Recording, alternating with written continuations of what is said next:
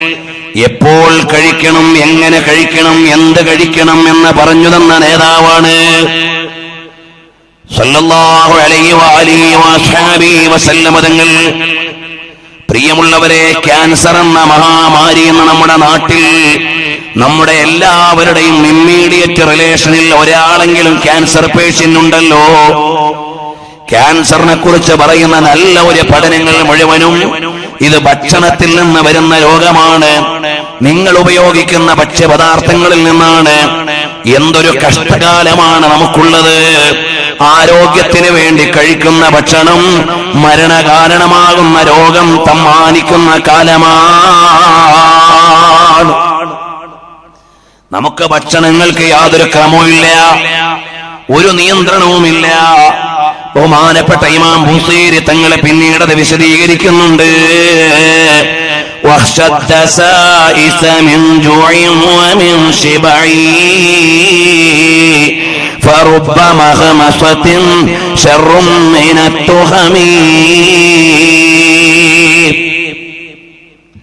നിങ്ങൾ വിശപ്പിനെയും ഭയക്കണം, പള്ള നിറക്കുന്നതിനെയും ഭയക്കണം. നിങ്ങൾ രണ്ടിനെയും സൂക്ഷിക്കേണ്ടവരാണ്. കാരണം ഇസ്ലാം എന്ന് പറയുന്നത് എല്ലാ വിഷയത്തിലും ഒരു മധ്യസമീപനമുള്ളതാണ്. മൂക്കമുട്ട കഴിക്കാൻ പറഞ്ഞ മതമല്ല, ഒന്നും കഴിക്കാതെ പട്ടിണി കിടക്കാൻ പറഞ്ഞ മതമല്ല, ഇഷ്ടം പോലെ ഭോഗിക്കാൻ പറഞ്ഞ മതമല്ല, ആ പൗരോഹിത്യം സ്വീകരിക്കാൻ പറഞ്ഞ മതവുമല്ല.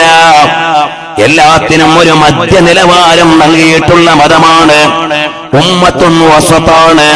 നമ്മുടെ കയ്യിലുള്ള ശരീഅത്ത് ലോകത്തുള്ള എല്ലാ സംവിധാനങ്ങളുടെയും ഇടയിൽ മധ്യനിലവാരമുള്ളതാണ്.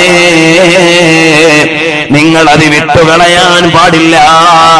ഹബീബായ സല്ലല്ലാഹു അലൈഹി വസല്ലം തങ്ങൾ ഭക്ഷണത്തെ സൂക്ഷ്മമായി നമ്മെ പഠിപ്പിച്ചു.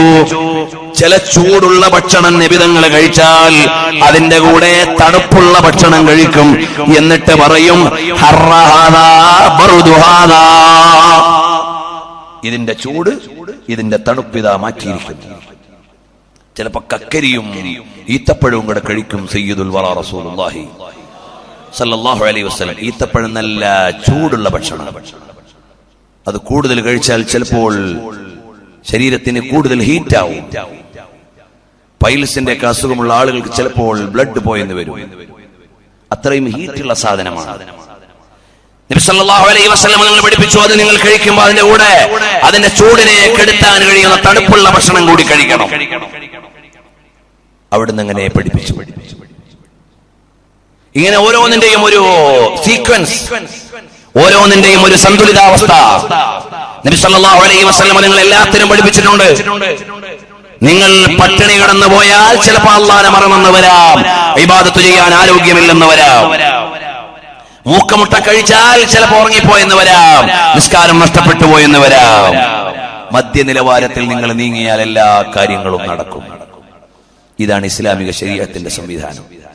കിട്ടുന്നതൊക്കെ വേണ്ടതുപോലെ അടിച്ചു കയറ്റുക എന്ന ഒരു സമ്പ്രദായം ഇന്ന് നമ്മൾ പഠിച്ചിരിക്കുക. നമ്മുടെ ഭക്ഷണത്തിനൊന്നും ഒരു തർത്തീവുമില്ല.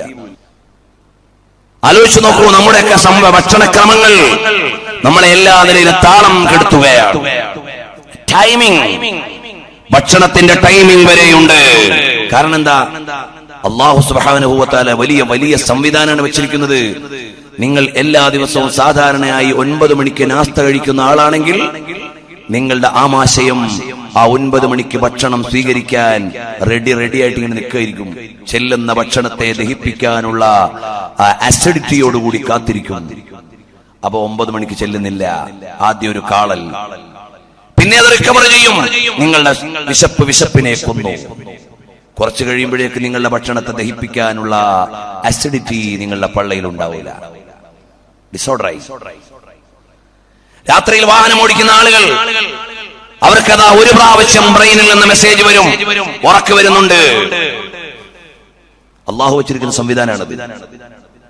ഉറക്ക് വരുന്നുണ്ട് എന്ന് ബ്രെയിൻ മെസ്സേജ് കൊടുക്കും ഒരു പ്രാവശ്യം. നമ്മൾ കുടഞ്ഞിട്ടൊക്കെ അങ്ങനെ പോവും.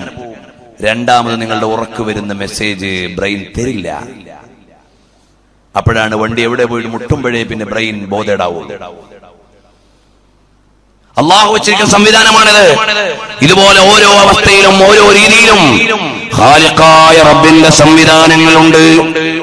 പക്ഷേ അതെല്ലാം പാലിക്കാൻ ജീവിതത്തിന്റെ എല്ലാ ക്രമത്തിനും പഠിപ്പിച്ച നേതാവാണ് സയ്യിദുൽ വറാ മുഹമ്മദുർ റസൂലുള്ളാഹ് സല്ലല്ലാഹു അലൈഹി വഅലിഹി വഅസ്ഹാബിഹി വസല്ലമ തങ്ങൾ. അതുകൊണ്ടാണ് അവിടുത്തെ പ്രകീർത്തന മാല്യത്തിൽ ദേഹത്തിന്റെ വികാരങ്ങളെ വിചാരണ ചെയ്യുമ്പോൾ നിന്റെ ജീവിത ചിട്ടകളെ കൃത്യമായി പറഞ്ഞുകൊണ്ട് ഇമാം ബുസീരി തങ്ങൾ പറയാണ്, കം ഹസ്സനത ലദതൻ ലിൽ മർഇ ഖാതിലതൻ മിൻ ഹൈതു ലം യദിരി അൻ നസുമ്മ ഫിദ്ദസമി. മക്കളെ ടൂറിന് വിടുന്ന മാതാപിതാക്കളെ, ഹൈസ്കൂളിൽ നിന്നും ഹയർ സെക്കൻഡറിയിൽ നിന്നൊക്കെ എത്ര മോനെ പോണ്ടത് ടൂറിന്? 5000 റുപ്യ കൊടുത്തു. പോകാൻ നേരം എത്ര വേണ്ടത്? 2000 റുപ്യ എനിക്ക് ചെലവിന് വേണം. വേണ്ട, 3000 റുപ്യ ഇരിക്കട്ടെ. ഇതും കൊടുത്തിട്ട് കുറച്ച് നാളുകൾക്ക് മുമ്പ് നിങ്ങളുടെ മക്കളെ ടൂറിന് വിട്ട രക്ഷിതാക്കൾ ഇവിടെ ഉണ്ടോ? അവരെവിടെയാ പോയത്? എന്താ ചെയ്തതെന്ന് നിങ്ങൾക്കറിയോ? ഈ സമുദായത്തിന്റെ കുമാരന്മാര് വ്യഭിചാരത്തിന്റെയും കള്ളിന്റെയും ആദ്യ ടേസ്റ്റ് അറിഞ്ഞത് മിക്കപ്പോഴും ഇത്തരം സ്കൂളിലെ ടൂറുകളിൽ നിന്നാണ്.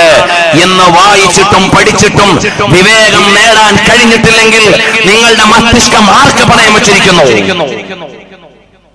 എന്റെ ശബ്ദം പ്രവാസ ലോകത്തിൽ നിന്ന് കേൾക്കുന്ന രക്ഷിതാക്കൾ ഉണ്ടാവും. നിങ്ങളുടെ മക്കളുടെ കലാലയങ്ങളിൽ പഠിക്കുന്നുണ്ടാവും. എത്ര വേണമെങ്കിലും പണം കൊടുക്കാം, അവരെവിടെയോ ആവട്ടെ എന്ന് വിചാരിക്കുന്നുവെങ്കിൽ, പ്രിയമുള്ളവരെ, നമ്മുടെ പുതിയ തലമുറ കള്ളും വ്യഭിചാരവും എല്ലാം അറിയാൻ തുടങ്ങുന്നത് ദിവസങ്ങൾ നീണ്ടു നിൽക്കുന്ന കോളേജ് സ്കൂൾ ടൂറുകളിലൂടെയാണ്.